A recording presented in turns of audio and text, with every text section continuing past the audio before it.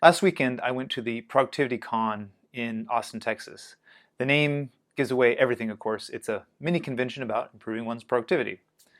I know the hosts of the event, Devin Ambron and Kendra Wright, personally, and I know from our time as friends that they are truly incredibly passionate and productive individuals. It only took a few moments of checking my calendar to see about attending the event when the invitation came my way. My corporate life oh so long ago was very productive when it wasn't being stymied by corporate misdirection. But I recognize that in my post-corporate world that my personal productivity has been a bit lackluster. So in the latter half of 2019, I made a concentrated effort to improve my own personal productivity. And conveniently, ProductivityCon aligned nicely with the path I've been on and offered some new and interesting insights that I think will help me in 2020. I want to share some of these insights with you. The event was 8 hours long, and I'll keep the sharing to just the highlights and what I really found poignant and particularly engaging. First, let's talk about the speakers. Tam Pham founded Asian Efficiency, a productivity consulting service. Mike Vardy is the Productivityist, a productivity strategist. Charles Gilkey offers a service to help people finish what they started, which I think is a great idea. Kendra Wright is a digital marketer and the creator of the Year of Fear project. And finally, Devin Ambron is also a digital marketer and the creator of Productivity Types. All of them are awesome human beings, wonderful speakers, and humble to boot. So what did I get out of all this? Let me share my takeaways with you. All right, I'm going to do this in the more talking head sort of fashion here, a little more casually as well.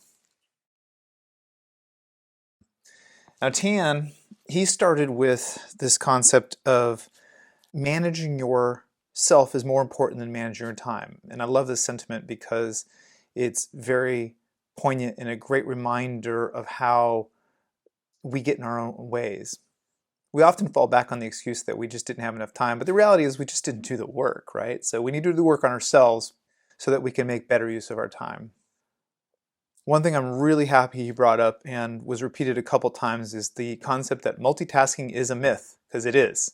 Stop doing that. Stop thinking you can multitask. You can't. You're just being more inefficient than anything else. Then there was clear to neutral, and I love this concept. It's something I like to do all the time, and that's basically where you wipe the slate clean, you just start over from scratch. It doesn't have to be a big thing, just closing your browser window so that you're not looking at 20 or 30 tabs is a good start, for example. Now for me, Mike had easily the most resonant quote of the day, and that is, your mind is a factory, not a warehouse. And I love that idea because my mind is a factory. It generates ideas all the time, and it's not until I put them on paper or into my computer that I get them out of my head that I can actually start processing them, right? Factories process things. They come up with ideas, but your brain is no good for storing that information. So loved that quote. That's pretty much my quote of the year right there, and it's only January. Mike went ahead and quote Casey Neistat, and he said that free time is the enemy of progress. And I think this is so true, and it really jives with the earlier quote of your brain being a factory, because we come up with all these ideas, but if we have free time, sometimes we just don't know what to do with it, right? We have an idea, but do we really want to work on it? Do we want to do something else? Do we want to relax? Who knows, right? Free time isn't really free because you're paying the price of having to think about what you're going to do, make choices, right? And how Mike solves this is in his bigger plan, and he gave a little snippet of it, is you create themes around each month so that when you get a little lost in your thoughts, what you can do is fall back on that monthly theme and do that instead, right? So one great example I like that came right out of Mike's own calendar is he had a couple of months that were related to relationships. And so it's like when he doesn't know what to do, just give somebody a call, catch up with somebody, talk to your mom, whatever the situation is. So really love that idea. And he added 2 more points from his plan, and that was, one was the idea of the annual axiom. And so this is like a motto or slogan. Like, I think mine's going to be, well, I know the slogan is your mind is a factory, not a warehouse, and that's going to keep me focused on getting things out onto paper and actually taking action on them. But I think the one I'm really sticking with this year is going to be I get things done.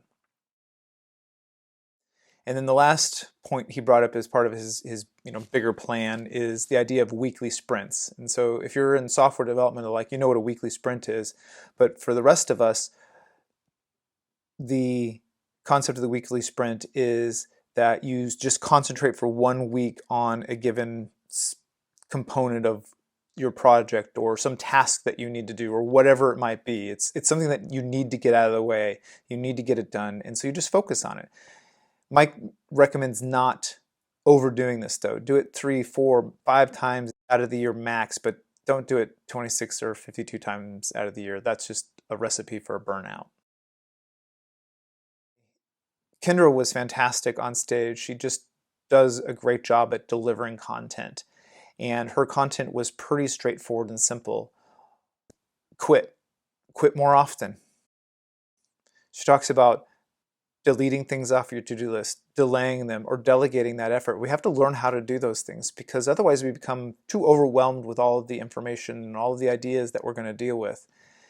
And it's really important that you decide what you're not going to do.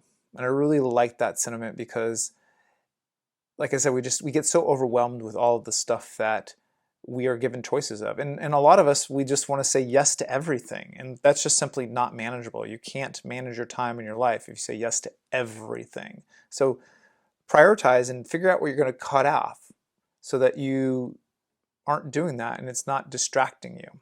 So that was Kendra's topic.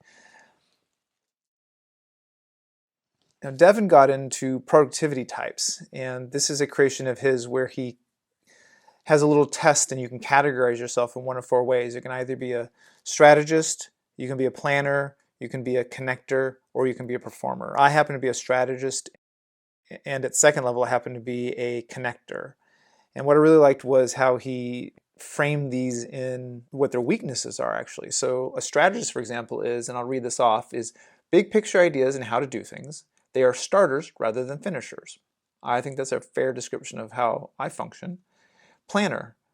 They are all about what to do at what time. They're into specifics rather than the broad scope. So they're the schedulers. The connector is finding the right who for the right what. They prioritize people over processes. And this is my second layer. I really relate to that because as heavily into process as I am, I always keep people front of mind because I think that's the most important thing is getting people into a space where they can do their best work. And then performer, and if you saw Devin on stage, you'd know exactly how this works. I mean, he is the performer. He and Kendra set this up and did a fantastic job with creating this convention. Performers are getting things done. That's what he did, got this convention done. And they are action takers rather than thinkers. And I use that in very broad terms. You know, the thinker is the strategist and the performer is the action taker. It's not that performers don't think, it's just they're prone to taking action first. Charlie was the last person to speak during the day, and this is probably the most apropos because his whole organization is about helping people finish what they started. So how appropriate is it that the gentleman who teaches people how to finish what they started finishes what Devin had started? And what he says is the impact of your work comes from finishing it, not starting it. I think that is just completely self-explanatory and very true. He brings up this idea of the career world, which is this flawed myth that doesn't work for us anymore, yet somehow we get trapped in it. And what he suggests is thinking in terms of project world instead. If we look at our lives as a series of projects, that makes more sense than looking at it through the anachronistic way of finding a career and sticking with it for 30 years and then retiring, right? That's, I think, unfulfilling, especially nowadays. But in reality, career world was dying long ago. A career was dying when I started work and long before that. So I think project world is a much better mindset to have. And one of the more salient things that Charlie talked about was this concept of If you don't pick a project to do, time will pick which projects die. Basically, you might have a laundry list of all these things that you want to do in life, but if you don't pick one and actually do it, time will eventually erase that project for you and you'll never get it done. You just simply won't have the time because time will have passed. And I think that was a great reminder and a great way to capstone this entire event, because we do have to remember that we are out there trying to get more done, better things done, and we're trying to help each other, help ourselves, and help the rest of the world. And we can't do anything if we don't start to take action, if we get intimidated by our own lists and our own ideas. So take a look at your list of whatever it is and pick something and then get moving. So kudos to Charlie for doing such a great job at finishing up an amazing overall day of productivity information. Loved it, and I'm really looking forward to next year. Here are some of my broader thoughts about the information that I came away with. When I quit the corporate world, I spent a lot of time pondering about going back. It wasn't until I was fully committed to the idea that I would never work a corporate, butts and seats, must be busy type of job again, that I could then focus on actually looking towards what I wanted to do. I couldn't really look forward until I stopped looking back. And one of the reasons I left corporate is because of the very anti-productive, must be busy mindset that is so pervasive in business. The myth of multitasking highlights this problem. Get more done can't be the motto of the day when the day is only 24 hours long and human physical and psychic capacity is ultimately limited, especially when it's put under really unreasonable stress, the type of stress that you often encounter in the corporate environment. Quality work really needs time to happen. The beauty of quality work is that over time, it results in more quality work, which can happen at a more rapid pace. You get more results by putting in more quality, not by denying it. Consider your own workday. Don't start tasks that you won't complete with quality in the full day. When the choice arises between starting a new task and ending your day, end your day if you don't have a reasonable enough time for that new task to happen. This gives you breathing room, and you'll be more effective at completing that task the next day. You'll decrease the likelihood of mistakes and thus increase the time spent that you would otherwise have to apply on fixing those types of mistakes. And importantly, don't feel guilty for leaving early if there isn't proper space and time to do the work. That is if you're allowed to leave early. Some jobs just don't allow for that kind of thing. And if you're the employer, give your employees the space to let them go home. Don't keep trying to force them to do more just because there's still 2 more hours left in the day. Because that 2 hours might be highly unproductive. What's the point? Let them go home and relax. Since I'm no longer in the corporate world, my thoughts have evolved quite a bit beyond these ideas. In particular, I find that I can't get anything done if I don't have something to do. It's a weird paradox. This is where Mike Vardy's monthly themes comes into play. When in doubt, what does the theme tell me what to do? Where should my locus of attention return to when I get distracted? It can return to the theme of the month or the week or even the day, which is something I've been establishing in my journal. Each day of the week is themed, and those themes repeat for the month, or longer as they serve me. The month theme drives the big picture. The day themes drive the tasks I need to take and when to take them. Breaking my desired work, and I say desired because you have to keep in mind that I'm self-employed, right? I have to desire to do the work. By breaking my work into themes rather than deadlines or to-do lists, this has led me to a more conscious direction on my projects. I feel less obligation to do work and more actual desire. I resent picking up a computer far less than I used to. Deadlines are still important and to-do lists are still important, but they are no longer the drivers of my projects. It's the themes, the blocking of efforts into manageable chunks that has done far more to keep me accountable to my deadlines than the actual act of putting a date on a calendar. I feel like I'm more aligned with my schedule in this way, thematically, that is, rather than date-wise, and the results are the same. I get things done, and I get them done well. And importantly, I get them done with contentment rather than dread. I got a lot out of ProductivityCon this year. I'm really looking forward to the next year, and they've already set up a date for January of 2021, and I'm very excited for that to happen.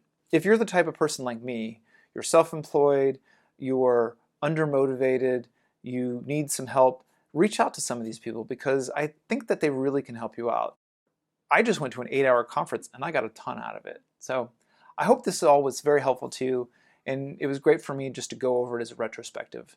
Really appreciate your time. Thanks a lot. And maybe I'll see you at the next ProductivityCon.